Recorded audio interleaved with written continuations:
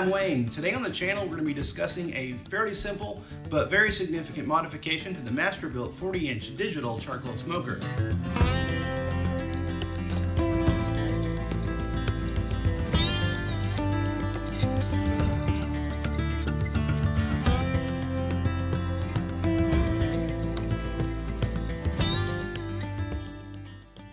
Now, I cook, I'm going to say semi-professionally. I do small events and very, very small catering. And I have 3 Weber kettles that I use for smaller things like ribs and chicken and smaller turkeys, pork belly. And they're great. Using the snake method, they're the most set and forget, absolutely dead reliable, awesome cookers ever. But it's 3 setups, it's 3 water pans, it's 3 cleanups, it's 3 sets of probes. It's just a lot of space, a lot of footprint for not a lot of food capacity. So what attracted me to the Masterbuilt initially was it's obviously it's greater food capacity all in one unit. And second was that it would allow me to use the exact same fuel source that I was using with the Webers. So in theory, my end product should be exactly the same. But sadly, after the first couple of cooks with the Masterbuilt, I had 2 fairly significant problems. One was there's no built-in mechanism to bring the temperature down. You know, once you're at set temp, and it says it right there in the manual, there's no mechanism to bring the temperature down. Really, your only options that you have are shut it off or open the door. Neither of which being really good options. And the second was of about a half a dozen people who sampled the food, myself included, everyone said there was a very slight but noticeable bitter, over-smoked flavor from everything that had come off the Masterbuilt.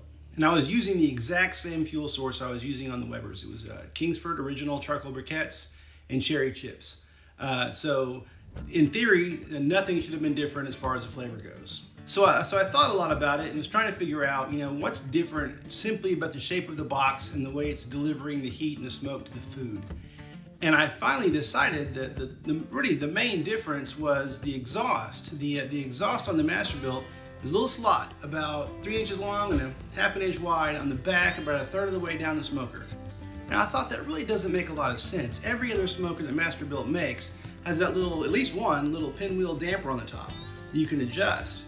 And the 40-inch digital charcoal only has a little slot, you know, 1/3 of the way down the back. So my theory was, after I gave it some more thought, was that the smoke's coming up from the bottom, it's rolling around up in the smoker until it eventually finds its way out that little back slot. So I thought, okay, well, how do I remedy this?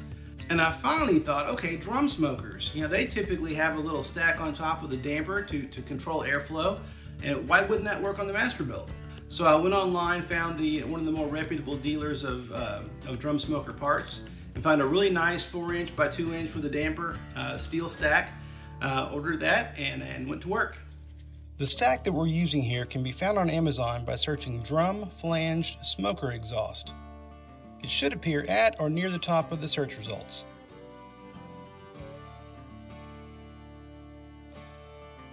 The stack is raw steel, so season or paint it as soon as possible to prevent rust. I used a Hi-Temp satin black to match the factory look of the cooker.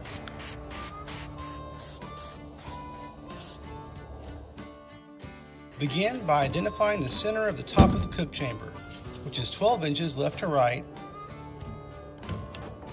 and 8 inches from back to front. Then confirm your flange diameter. In this case, it's 4 inches. Measure and mark the radius of that measurement, in this case 2 inches, from your center mark to ensure proper placement of the stack. Rotate the stack to a position where you'll have comfortable access to the damper. Then mark where you'll drill the holes for the bolts.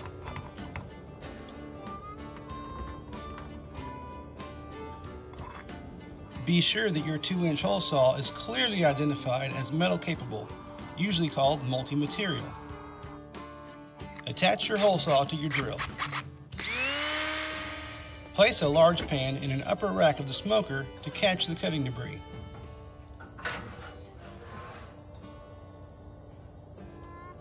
Close and secure the door.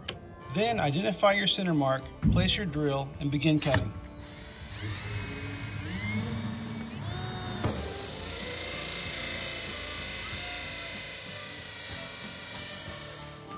Then, using a 1/4-inch metal compatible bit, drill the holes where you'd marked previously for the bolts. The metal body of the smoker is quite thin and will flex noticeably during the process, but this will not damage the smoker nor negatively impact its performance. Remove the pan and dispose of the cutting debris. You'll attach your stack using stainless steel, 1/2-inch long, 1/4-inch hex bolts, nuts, and split washers. Be certain to use stainless fasteners, as other materials like brass, zinc, or galvanized can fail or produce hazardous chemicals when exposed to heat or moisture. Next, get your RTV 650 or similar high-temp rated silicone and apply to the areas between the holes on the bottom of the flange. Then, using a paper towel, shop towel, or other disposable material, wipe the silicone to create a contiguous band around the bottom surface of the flange. Turn the flange over into its upright position and put it in place, using the reference marks you made earlier as a guide.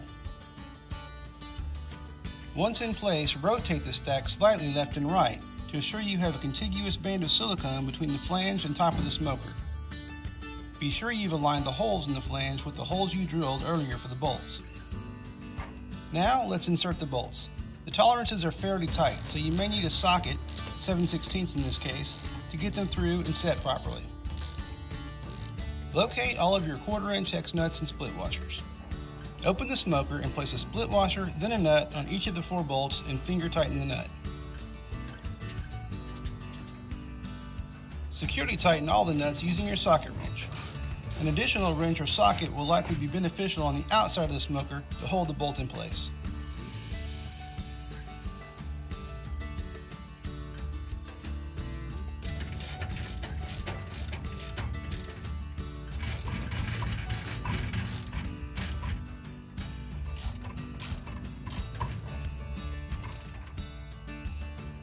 Cut a piece of high-temp foil to cover the original exhaust port.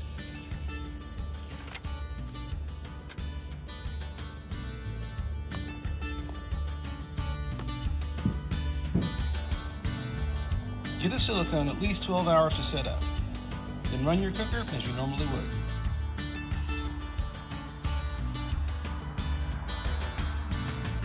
It's working just like an offset would. If I close the stack down in about 30 seconds, it's going to start dropping. We're at 259 here. It's right about where I want to be anyway. And it's going to be at 258. Just in a second now. Oh, 257, see it's dropping. I crank it back open all the way, and it's going to go back up. So it dropped all the way down to 255. And I bet you it's going to be 257 in about 12 seconds.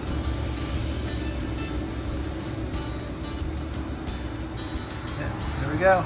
Exactly what you're shooting for with a stack like this. So I'm super happy with the mod. It does everything I thought it would do. The controls there, the flavor's there, and I hope that anybody who's having similar problems with their Masterbuilt will find value in this. I've left a list of the parts in the description and where to get them. And if you have any questions, hit me up, and I will get back with you as soon as I can. Thanks. Good luck.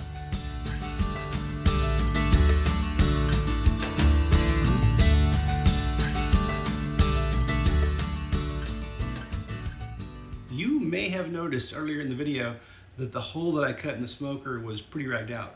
And you may also have noticed, not uncoincidentally, that I also stress having a proper metal compatible hole saw. This is because I did not. I just grabbed the first 2-inch hole saw that I found in the garage and went to work. And it was either made specifically for wood, or it was dull, or something, because all it did was basically shine up the top of the smoker. And considering I already had my pilot hole drilled and was in the middle of the install process, I didn't really have much choice, so I just I finished it by perforating it with a drill and cleaning it up with a Dremel. Learn from my mistake and be sure you have a proper metal compatible hole saw before you start your project.